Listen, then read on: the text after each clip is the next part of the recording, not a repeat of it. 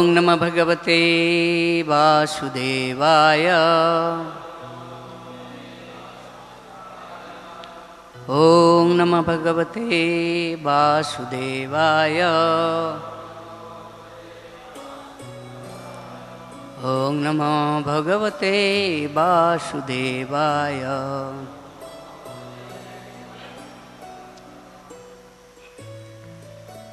नमो नमस्ते अखिल कारणाय निष्कारणाय अद्भुत कारणाय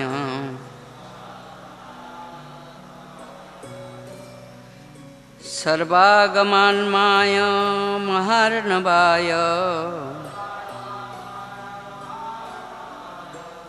नमो पवर्गाय परायणाय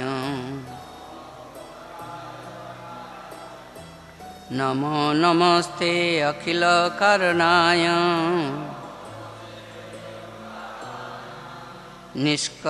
निष्कारणाय अद्भुत कारणाय सर्वागमान्माय महार्णवाय नमो पवर्गाय परायणाय नमो नमस्ते अखिल कारणाय निष्कारणाय अद्भुत कारणाय सर्वागमान्माय महार्णवाय नमो पवर्गाय परायणाय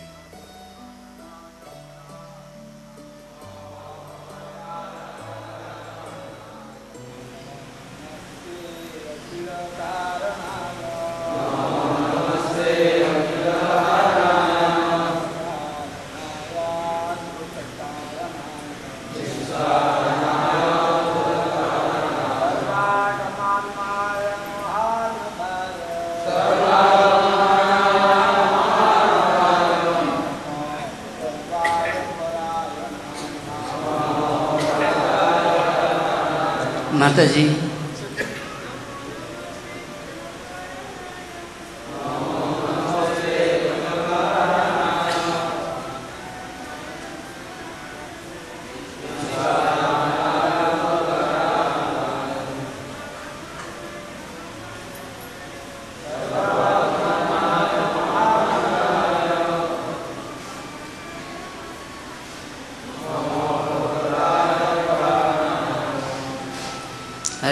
शब्दार्थ नमो नमो आमी आमार सश्रद्ध प्रणति पुनः पुनः निवेदन करी ते आमाके आपनाके अखिल कारणाय सब किछुर परम कारण के निष्कारणाय जिनी कारण रहित ताके अद्भुत कारणाय जिनी सब किछुर अद्भुत कारण सर्व आगम आय समस्त वैदिक ज्ञानेर परम्परार उत्स के महाकारणाय ज्ञानेर महासमुद्र बा जे महासमुद्रे ज्ञानेर नदीगुली मिलित है नमो आमी आमार सश्रद्ध प्रणति निवेदन करी अपवर्गाय जिनी मुक्ति प्रदान करते पारेन ताके पर अयनाय समस्त महात्मादेर आश्रय। এই শ্লোকের অনুবাদ এবং তাৎপর্য। হে প্রভু, আমি সর্বকারণের আপনি সর্বকারণের পরম কারণ কিন্তু আপনার কোনো কারণ নেই, তাই আপনি সব কিছুর অদ্ভুত কারণ।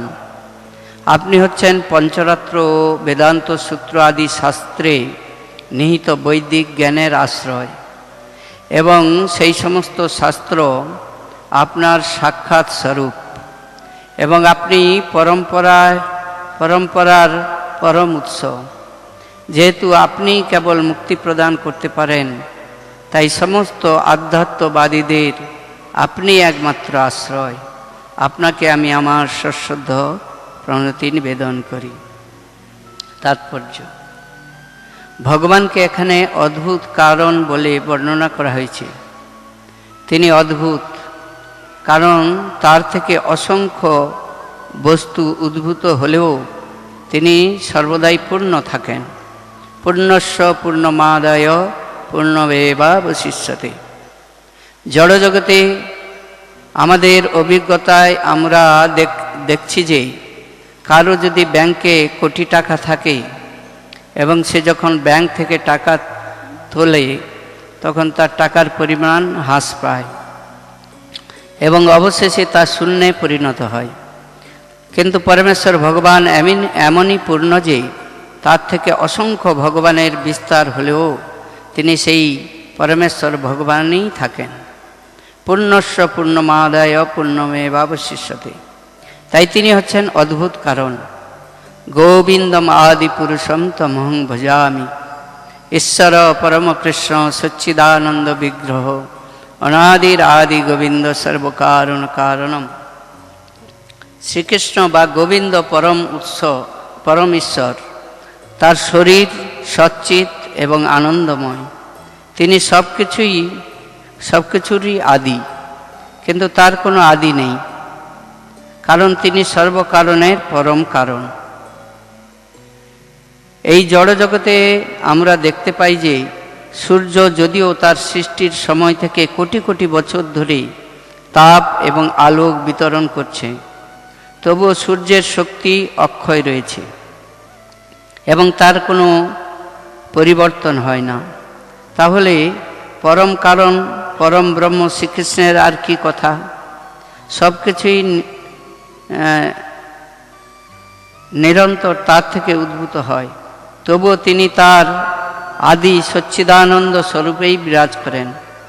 শ্রীকৃষ্ণ স্বয়ং ভগবদ্গীতায় বলেছেন, মত্ত সর্বং প্রবর্ততে। সব কিছুই আমার থেকে প্রকাশিত হয়। সব কিছুই নিত্যকাল শ্রীকৃষ্ণ থেকে প্রকাশিত হয়, তবুও তিনি সেই শ্রীকৃষ্ণই থাকেন এবং তার কোনো পরিবর্তন হয় না। তাই জড়জগতের বন্ধন থেকে মুক্ত হওয়ার আকাঙ্ক্ষী সমস্ত আধ্যাত্মবাদীদের তিনি হচ্ছেন আশ্রয়। সকলের কর্তব্য শ্রীকৃষ্ণের শরণ গ্রহণ করা। তাই উপদেশ দেওয়া হয়েছে, অকাম সর্বকাম বা মোক্ষ কাম উদারধি তীব্রেণ ভক্তি যোগেন যজেত পুরুষং পরম।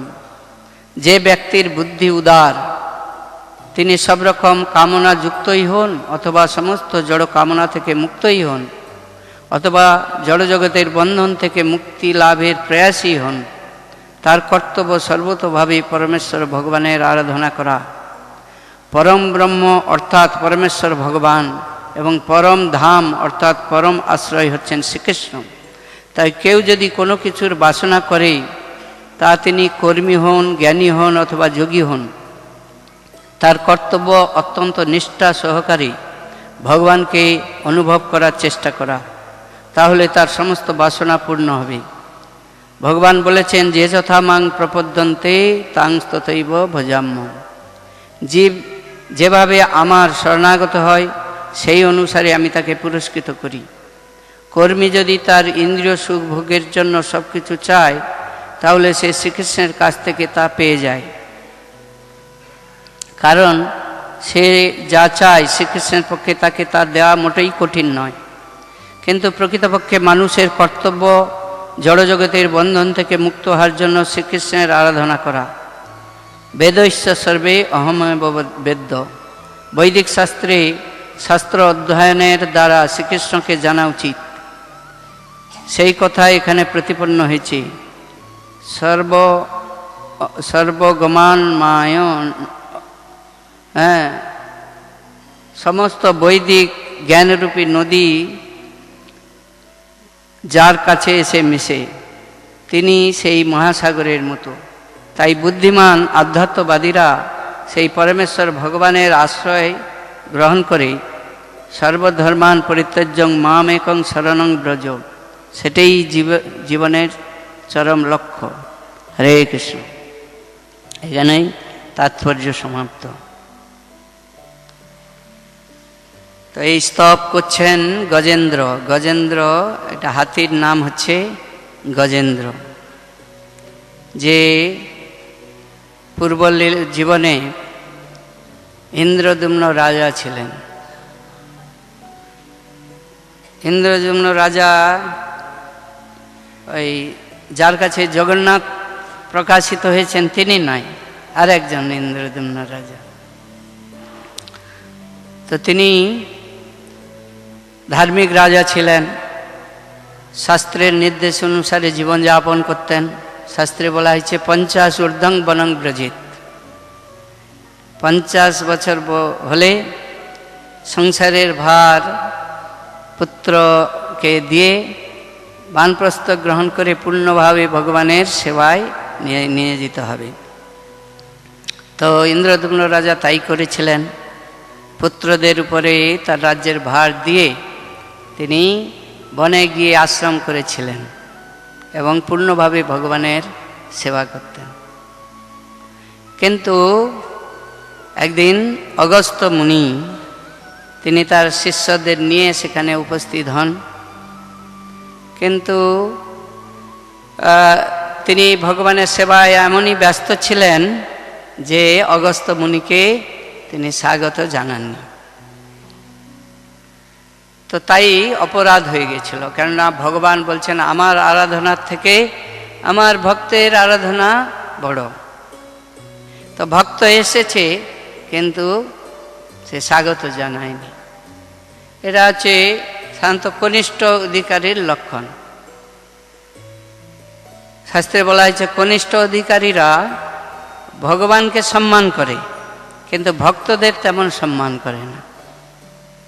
এটা হচ্ছে কনিষ্ঠ অধিকারী। তো ভগবানের অত্যন্ত প্রিয় হচ্ছে ভক্ত। তাই শাস্ত্রে বলা হয়েছে আমার আরাধনা থেকে ভক্তের আরাধনা শ্রেষ্ঠ, ভগবান বলছেন। কিন্তু ইন্দ্রদ্যুম্ন রাজা ওই অগস্ত্য মুনিকে তেমন সম্মান জানায়নি, ফলে সেই অপরাধে তাকে হাতি হয়ে জন্মাতে হয়েছিল। হাতির যদিও বিরাট শরীর, কিন্তু তার বুদ্ধিটা হচ্ছে স্থূল, সেই জন্য স্থূল বুদ্ধি সম্পন্ন এই হাতি হয়ে জন্মেছিল। কিন্তু হাতি সে খুব সুখে জীবন যাপন করছিল বনে।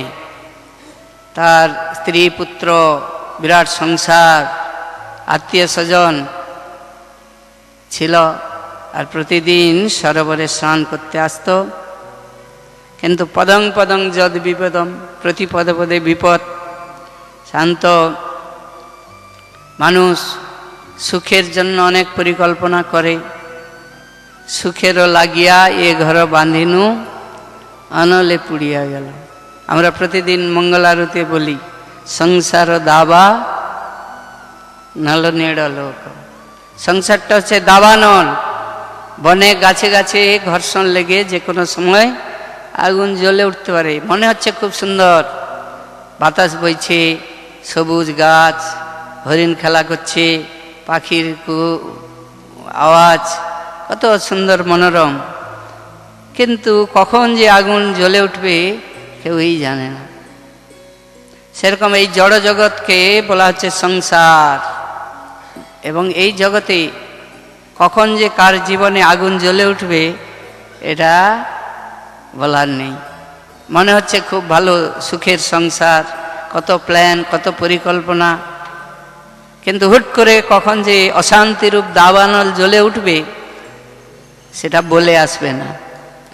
জয় নিঃসন্দেহ ভগবান কি জয়। তো সেরকম এই গজেন্দ্রের সংসারেও আগুন জ্বলে উঠেছিল, তো স্ত্রী পুত্র নিয়ে খুব সুন্দর আনন্দে স্নান করছিল, হঠাৎ একটা কুমির তার পায়ে কামড়ে ধরে, আর টানাটানি হয়। আর যখন কেউ বিপদে পড়ে তখন তার আত্মীয় স্বজন বন্ধু বান্ধব সব কেটে পড়ে। তো এই গজেন্দ্রেরও সব আত্মীয় স্বজনরা সব কেটে পড়েছিল, এবং এই গজেন্দ্রের সঙ্গে কুমিরের অনেক দিন যুদ্ধ হয়।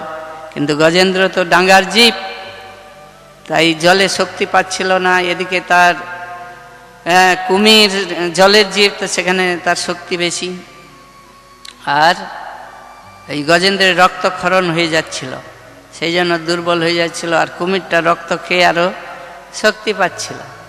তো অনেক নিজের চেষ্টা করেই অনেক চেষ্টা করলো, কিন্তু পারেনি। তখন সে তার পূর্ব স্মৃতি ফিরে এসেছিল। কারণ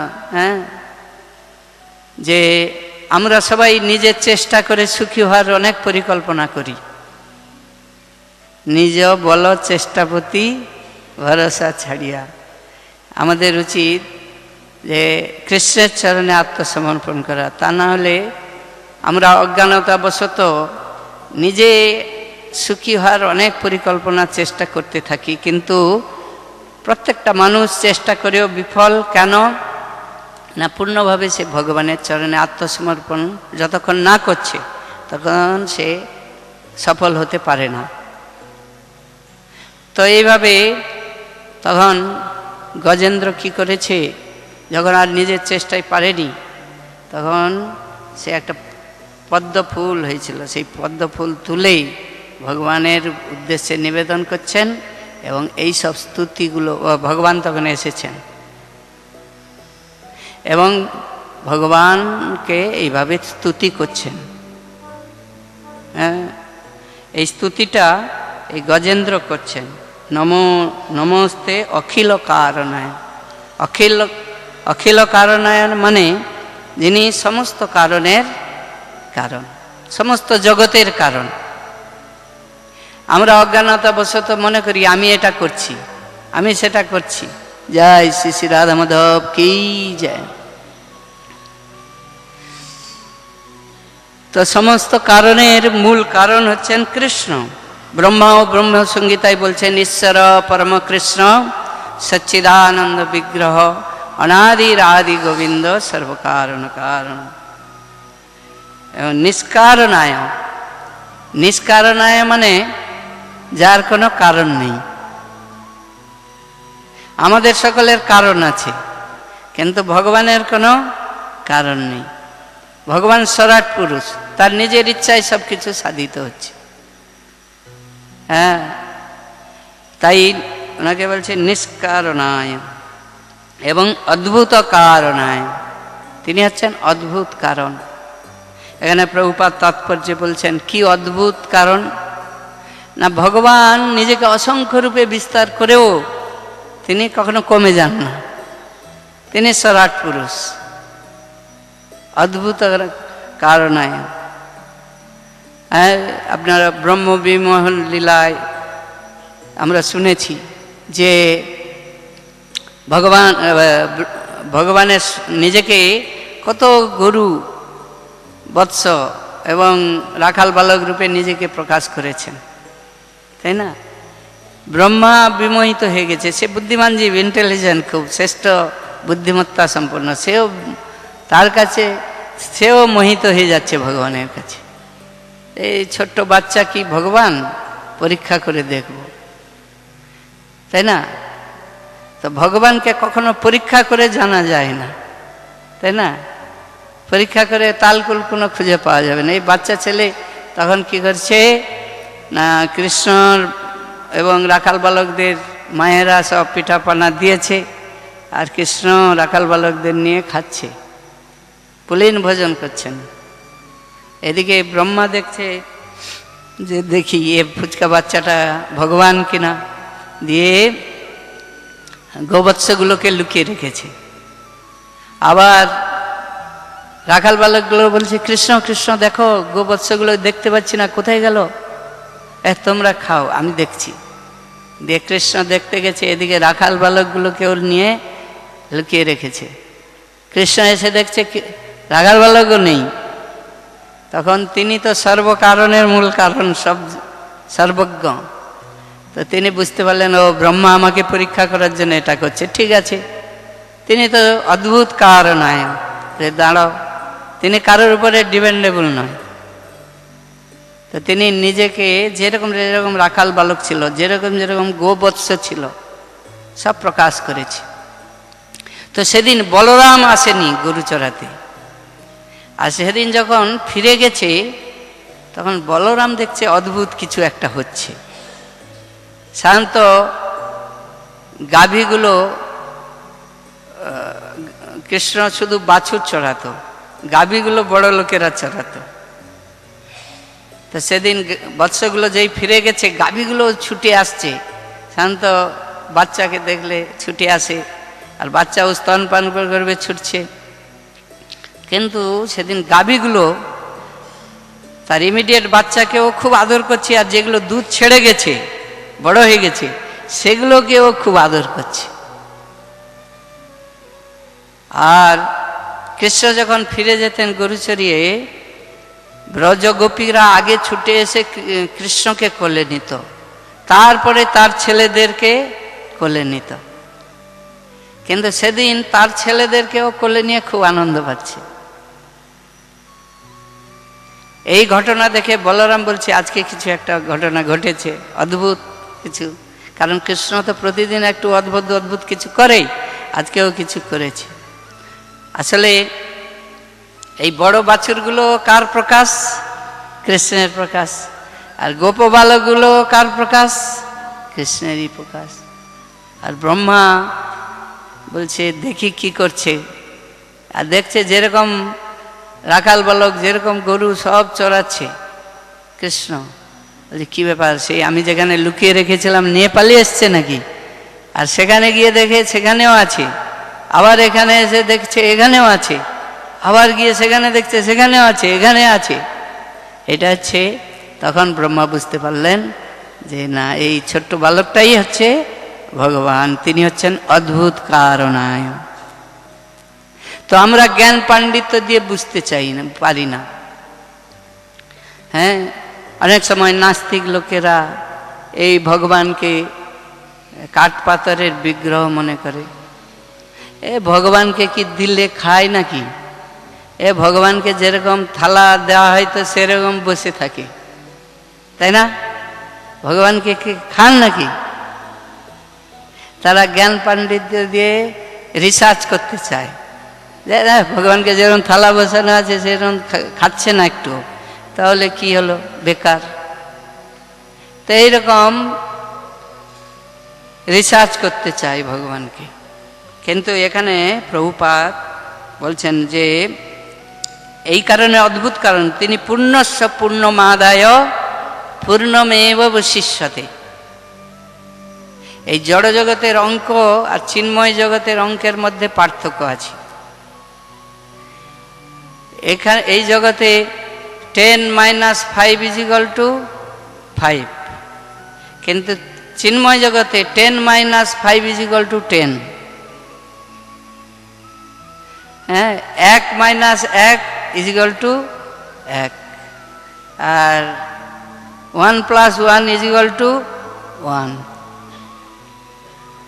তো এই অদ্ভুত অঙ্ক শেখার জন্য সাধুদের কাছে আসতে হবে, আর শাস্ত্রের কাছে যেতে হবে। এই জড় জগতের PhD লোকেরা মনে হয় এ বোকা, 1 + 1 = 1 হয় নাকি? 2 হবে। কিন্তু ইস্কনে শেখানো হচ্ছে 1 + 1 = 1, আর 1 - 1 = 1।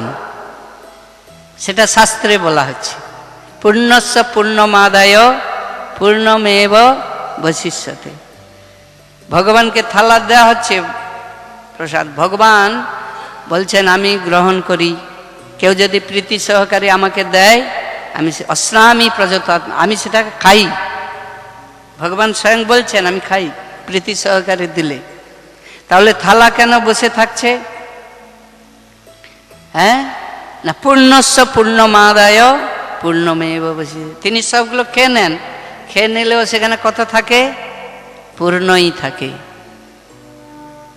যেগুলো খেয়ে আমাদের চিত্ত শুদ্ধ হবে। প্রসাদ সেবা করিলে হয় সকল প্রপঞ্চ জয়। তো এই অদ্ভুত কারণায় এই জ্ঞান পাণ্ডিত্য জড়জাগতিক পিএইচডি করে বোঝা যাবে না। এই অদ্ভুত কারণায় জানতে হলে গজেন্দ্রের মতো ভক্ত হতে হবে, স্তুতি করতে হবে। যদিও গজেন্দ্র বিপদে পড়ে ডাকছে ভগবানকে, তাই না? আর্ত, হ্যাঁ, চতুর্বিধা ভজন্তে মান জনা সকৃতি নর্জুন আর্ত অর্থাদি জিজ্ঞাসু জ্ঞানী। এই 4 ধরনের লোক আমার ভজনা করে। এখানে গজেন্দ্র বিপদে পড়ে ডাকছে। আমরা সহজে হরিভজন করি না, ঠেলায় পড়লে বিড়াল গাছে উঠে, তাই না? সহজে বিড়াল গাছে উঠে না, যখন কুকুর খুব তাড়া করে আর উপায় না পেয়ে সে গাছে উঠে। তো সেরকম কনিষ্ঠ ভক্তরা সহজে ভগবানের ভজনা করে না, তারা একটু বিপদে টিপদে পড়লেই ভগবানের ভজনা করে। কিন্তু যারা জ্ঞানী তারা জানে যে সমস্ত কারণের মূল কারণ হচ্ছেন কে? কৃষ্ণ, এবং তিনি অদ্ভুত কারণ, তাই তার শরণাপন্ন হয়। এবং আরও উন্নত ভক্ত যারা, তারা পূর্ণভাবে অন্নাভিলাষিতা শূন্যং জ্ঞান কর্মাদি অনাবৃতম আনুকূল্যেন কৃষ্ণ অনুশীলন স্বভক্তিরুত্তমা, উত্তম ভক্তি করে। তো এই গজেন্দ্র একজন পশু হয়েও সে কত সুন্দর স্তুতি করছেন ভগবানের। কেন করছেন না? তার কিছু ব্যাংক ডিপোজিট ছিল পূর্বজন্মে, তাই না? কিছু থাকলে তো কিছু খরচা করতে পারবেন, আর যদি ডিপোজিট না থাকে তাহলে খরচা করবেন কোথা থেকে? ইচ্ছা থাকলেও হবে না। তো এই ইন্দ্রদ্যুম্ন রাজা যেহেতু পূর্বজন্মে কিছু হরিভজন করেছিল, তাই না? এই হরিভজন বিফলে যায় না, যে যতটুকু করে আবার সেগুলো থেকে আবার শুরু হয়। তো ইন্দ্রদ্যুম্ন রাজা সে পূর্বজন্মে কিছু হরিভজন করেছিলেন, তাই না? স্তুতি করেছিলেন, ভগবানের সেবা করেছিলেন। তো এখন যদিও কোনো কারণে অপরাধের ফলে তাকে একটা হাতি হয়ে জন্মাতে হয়েছিল, কিন্তু যখন আবার চরম বিপদে পড়েছে তখন ভগবান তাকে আবার স্মৃতি দিয়েছেন। সেই স্মৃতি ওনাকে দিয়েছেন। ভগবান বলছেন যে আমি স্মৃতি এবং বিস্মৃতি দান করি। তাই এই ভগবত ভক্তি কখনো বিফলে যায় না, সেখানে আবার ফিরিয়ে দিয়েছেন। সেরকম আমাদের যে কোনো সময় বিপদ আসতে পারে, নাকি? আর চরম বিপদ হচ্ছে কখন? মৃত্যুর সময় হচ্ছে চরম বিপদ। ভগবান বলছেন অন্তকালে চমামেব শরণমুক্ত কলেবরম যপ্রয়াতি সমদ্ভাবং জাতি নাস্তত্র সংশয়। মৃত্যুর সময় যদি কেউ আমার কথা স্মরণ করে দেহত্যাগ করে, তাহলে সে আমার কাছে ফিরে আসবে, এতে কোনো সংশয় নেই। তো আমাদের যদি কিছু ডিপোজিট থাকে তাহলেই তো মৃত্যুর সময় মনে পড়বে। এই জন্য লোচন দাস ঠাকুর বলছেন ভজ ভজ হরি মন দৃঢ় করি মুখে বলো তার নাম। হরিভজন করতে হবে দৃঢ়তা সহকারে, তাই না? এবং এই কলিযুগের যুগ ধর্ম হরিনাম করতে হবে। সকলে বললেন হরে কৃষ্ণ কৃষ্ণ কৃষ্ণ হরে হরে, হরে রাম রাম রাম হরে হরে। কেবল হরি কথা কও, হরি গুণ গাও, হরি নাম রসে সদামত্ত হও। হরি নাম গীতি গাও নীতি নীতি, অন্য কোনো গীতি গেও না। তাহলে তার ভাবনায় ভাবিত হবে। তো প্রভুপাদ তিনি কৃপালু, তিনি পর দুঃখে দুঃখী, তিনি আমাদের এই সোসাইটি গঠন করেছেন আন্তর্জাতিক কৃষ্ণ ভাবনামৃত সংঘ, যাতে আমরা কৃষ্ণ ভাবনায় ভাবিত হতে পারি। তাহলেই তো ফাইনাল পরীক্ষায় পাস করা যাবে, নাকি? মৃত্যু সময় তার ভাবনায় আসবে।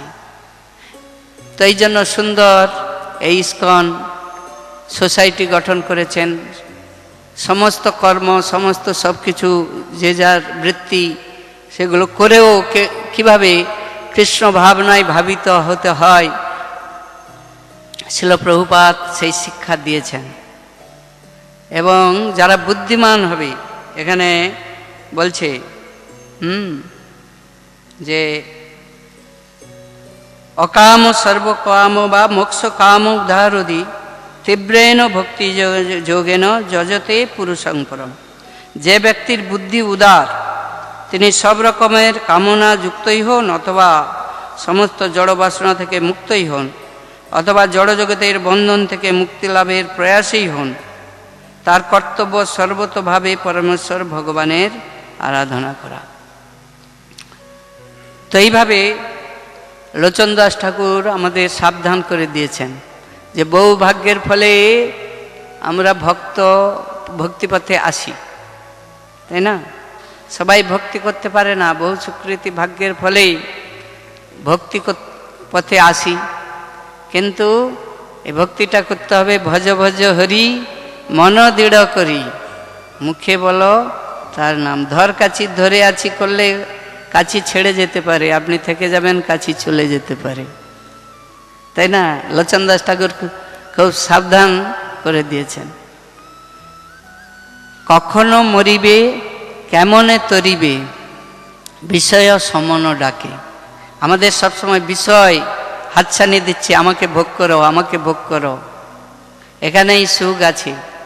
এইভাবে সমন মানে হচ্ছে শত্রু, আমাদেরকে সবসময় ডাকছে, আর আমাদের মনটা সবসময় দোদুল্যমান হচ্ছে, ও বিষয় ভোগ করলে মনে হয় সুখী হব, বিষয় ভোগ করলে মনে হয় সুখী হব।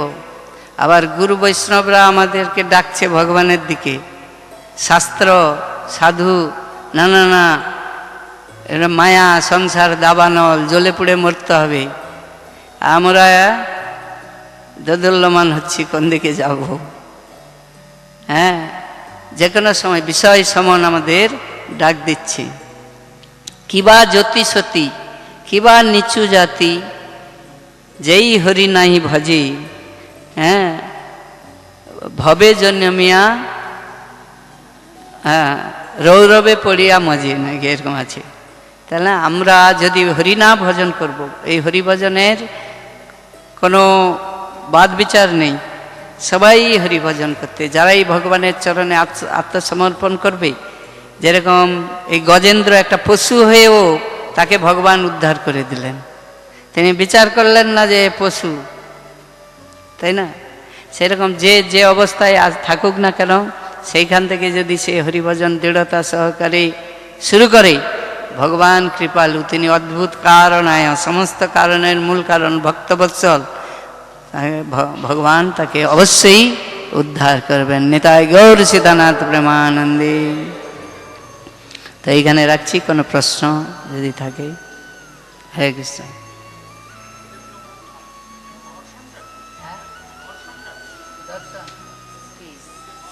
গজেন্দ্র মক্ষণ মানে মুক্তি, মক্ষণ কথার অর্থ হচ্ছে মুক্তি। গজেন্দ্র হচ্ছে হাতির নাম, হচ্ছে গজেন্দ্র। তো কিভাবে গজেন্দ্র ভগবানের স্তুতি করলেন, স্তব করলেন, যার ফলে ভগবান তাকে কুমিরের হাত থেকে উদ্ধার করলেন। শুধু তাই নয়, তাকে পরম ধাম দান করলেন। তো এটা হচ্ছে প্রত্যেকের এটা উদ্দেশ্য হওয়া উচিত, কি করে আমরা এই জড় জগৎ থেকে মুক্তি লাভ করে ভগবানের কাছে গিয়ে তার নিত্য সেবায় যুক্ত হব, এটা সকলের হওয়া উচিত। এই গজেন্দ্রের মাধ্যমে শাস্ত্র আমাদের শিক্ষা দিচ্ছে। হরে কৃষ্ণ। প্রশ্ন?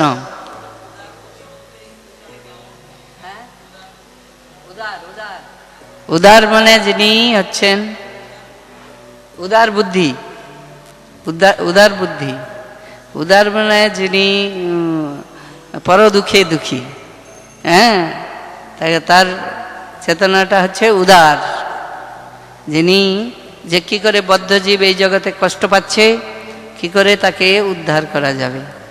হ্যাঁ, তার জন্য এই কলিযুগের যুগধর্ম হরিনাম এই প্রচার করতে হবে। মহাপ্রভু বলেছেন যে ভারত ভূমিতে মনুষ্য জন্ম হইল যার, জন্ম সার্থক করি কর পর উপকার। পর উপকার কে করতে পারে? যার হৃদয়টা উদার, যারা সংকীর্ণ উদার সংকীর্ণ চেতা, তারা প্রচার করতে পারে না, বা তারা নিজে কি করে খাবো দাবো ভালো করে থাকবো। কিন্তু যাদের বুদ্ধিটা উদার, তারা জনগণের কি করে কল্যাণ হবে, প্রত্যেক জীবের কি করে কল্যাণ হবে তার জন্য চেষ্টা করে। এই জন্য উদার বুদ্ধি বলা হচ্ছে। হরে কৃষ্ণ। জয় জগদ্গুরু শিল প্রভুপাদ কি, শ্রীমদ্ ভাগবতম কি, নিতাই গৌর সীতানাথ প্রেমানন্দে। হরি হরি বল।